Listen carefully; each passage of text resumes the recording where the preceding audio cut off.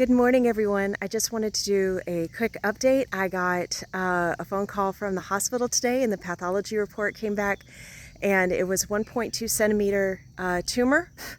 Bugs, sorry.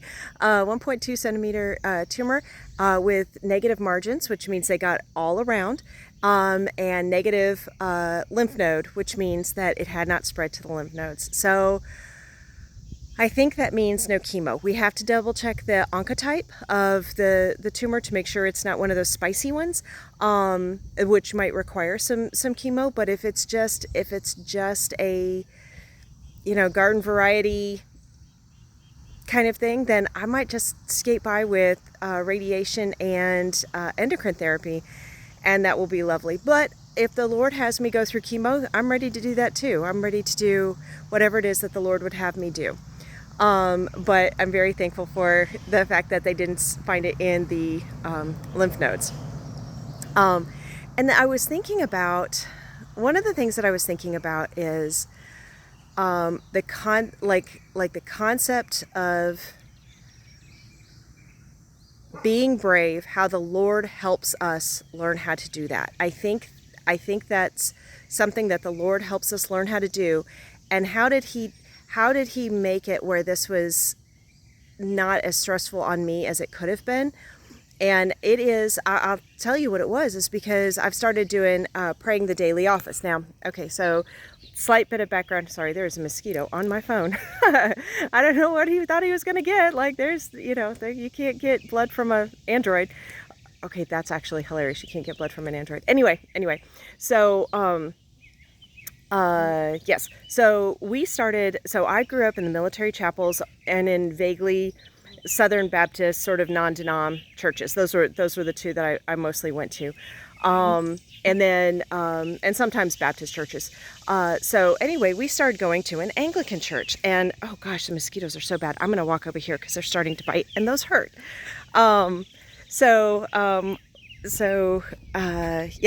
We started going to an Anglican church that a friend of mine recommended, and it is okay. So I know, especially in some circles, the idea of liturgy is like, oh, that's just rote. You don't get anything out of it. It's just memorization, and that doesn't tell you anything. The Spirit can't move. I cannot disagree more. And it is because of this church that I go to. It's St. Andrew's Anglican. If you're local, we're in Madison on Slaughter Road. You need to come by, and it's just an amazing church. Wonderful people, amazing programs, so anyway, it's fabulous. So back to liturgy. So one of the things that the Anglican Church has, and then I got to put a pin in the Anglican Church because there's several different Anglican churches, and some of them don't obey the Bible as much as others do. So you really have to be careful. But all churches are like that. You can find Methodists who listen to the Word and those who don't. Baptists that listen to the Word, those who don't. Episcopalian who listen to the Word, those who don't. I mean, all non-denom that listen to the Word and those who don't. So this one does. This one obeys the Word. And so one thing that these in the diocese, well, okay, wait. Okay, so I'm kind of new to this. But anyway, basically it's the Anglican Church in North America is what we're looking at. And so they have something called the Daily Office 2020. And you can download it on your, or you can link it on your phone. You could get to it on your phone. And it gives you a morning prayer, a midday prayer, like supper time prayer, and then a compline, which is a nighttime prayer. Now I don't pray all of those because I don't pray all of those.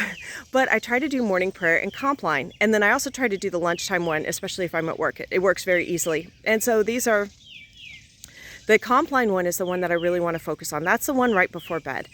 And I cannot tell you how much it has helped because the Psalms in the compline, it has the same Psalms every night. It does. It's the same Psalms every night. And one might think, well, I mean, you're reading the same thing every night. But these Psalms, when I pray them, the Lord has moved them out of my mind and into my spirit and into my heart. And that's made me bold. Like I mean, even even like, when you go outside at night and it's kind of dark and you hear noises and instinctively you're like, okay, I don't know what that was that's crashing in the woods or whatever. Praying that psalm made me not afraid of that. Now I wasn't like scared, but even that nervousness, that sort of like, okay, that sort of shiver that goes up your spine, I don't get that anymore, because praying the psalms has made me bold. And not because of me, but because of the power of the Lord. So when I say I am bold, please understand, y'all who have known me since I was a young woman, since I was a kid, know that I am not bold by nature. I'm stubborn by nature, and I am curious by nature, but I was never bold by nature. And you know that. You know that I was weak and cowardly. And so for me to say I am bold now is for me to say the Lord has made me bold, and it was nothing of me. It was all the Lord saying, do this, and me saying, yes, sir. It was all the Lord saying, listen to me, and me saying, I'm listening. And the Lord saying, take a step in faith, even though you feel afraid, and me saying, okay, here's my step.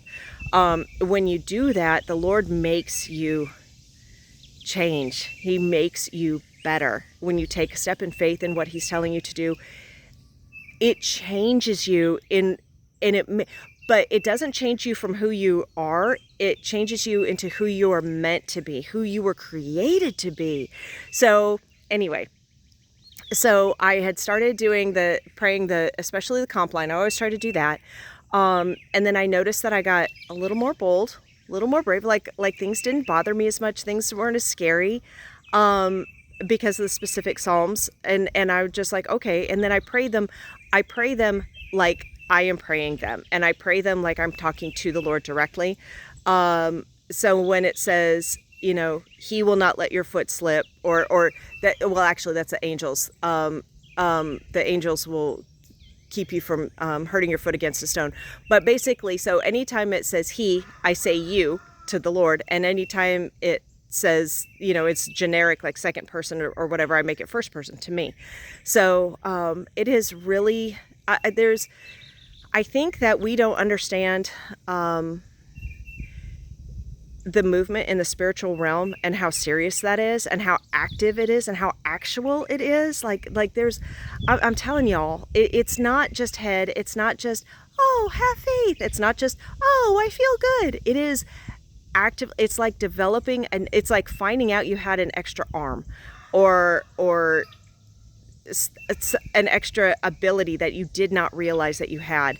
And that it's developed and practical and accurate and physical and present.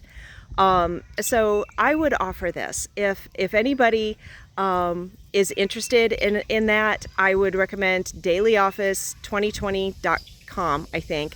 And then just have it saved to your phone, and then you could look at it. They even have two different types. So you could do like the full daily office, or you could do like the family one, which is shorter, like if you have little kids and stuff. So that one's a lot shorter, and it has a prayer, and it has a Bible verse and stuff. And that's just really a lovely way to get your kids into understanding and relying on the Word. But if you want to know more about how I do the morning, so what I try to do in the morning is I actually, not every morning, this morning I just laid in bed and did the daily office. I am not going to lie. But sometimes I actually go to the barn, and I will, I put a scarf on my head. We can talk about that another time if you like. And I put Gregorian chants, like good chants that are praises to the Lord. I put those on. I set up some incense. And anybody who's like, okay, now you're starting to get weird. Actually, it's not. It's in Isaiah that people everywhere will lift up incense to the Lord. Not saying you have to, but saying you can. So I'll light some incense, and I really like it. I'm sorry, I'm going off on a tangent a little bit, but I really liked it because during Lent, I lit the incense of myrrh, which is preparation of death. And so that was very sobering, and understanding that Lenten period, was a reminder of how sin causes death, and how the death of the Lord was approaching. And then when you hit Easter, you can stop burning the myrrh and you can start doing the other ones, and that's awesome. And then during Christmas, I did frankincense, and that was lovely. And there's so many different scents, and I'm scent oriented. I really like scents anyway.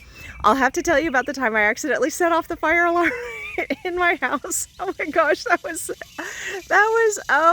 hilarious. Okay, let me know if y'all want to hear about that one. That was funny. But anyway, and then I do the morning prayer, and it is beautiful. And I kneel down to pray, and I stand up to praise, and it is just, I know the Lord hears us. The Lord doesn't need us to necessarily kneel down or to light incense or to, I mean, we do need to take a posture of humility, but sometimes we have to pray standing up. Sometimes we have to pray laying down if we're bedridden or whatever. Sometimes we have to pray literally while we're running or driving a car. So it's not saying that you have to do this, but when you do, actually engage your senses, your physical body, the sense of smell, the sense of hearing, and pray with your whole being. It's kind of special. It's kind of amazing.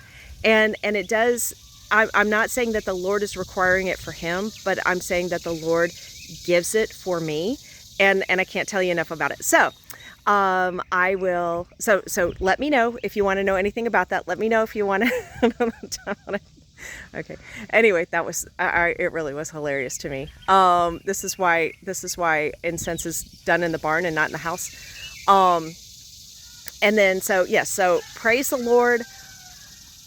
Everything is great. It's it's 2 days past the surgery day, and I'm still feeling great. I'm a little tender, and it's because I try to keep using my right arm. If I didn't keep trying to use my right arm, like yesterday, I was trying to put my hair up in a ponytail because I saw this cute way of doing your hair on Facebook. Yeah, that was stupid, and I need to not do that. So I'm gonna have to give it a couple days before everything heals, so that before I start like doing anything but brushing my hair. But other than that, everything is just going well. I think I got a little tiny cold.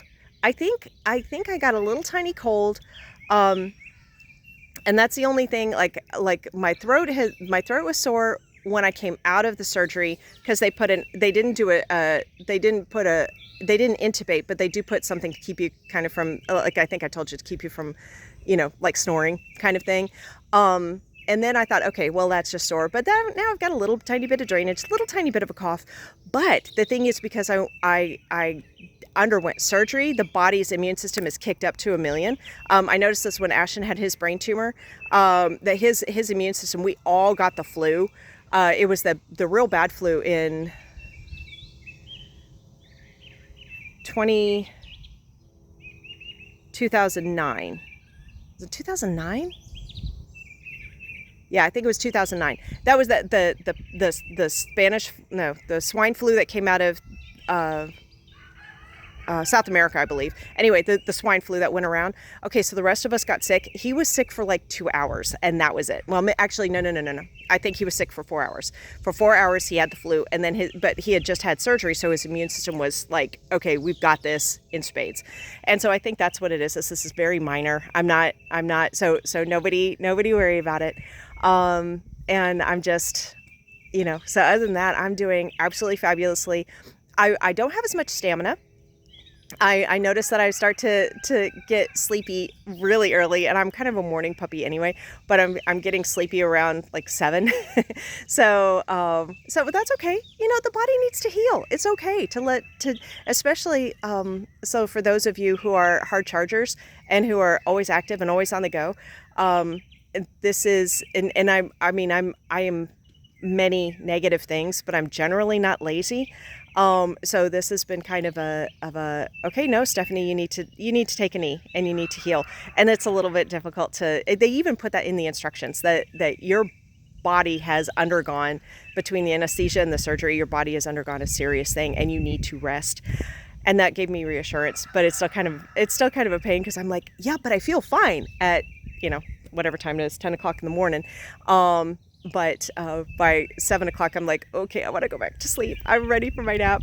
So anyway, I love y'all, and I hope y'all have a blessed day. Thank you again so much for your prayers and your kindnesses. You're reaching out to me.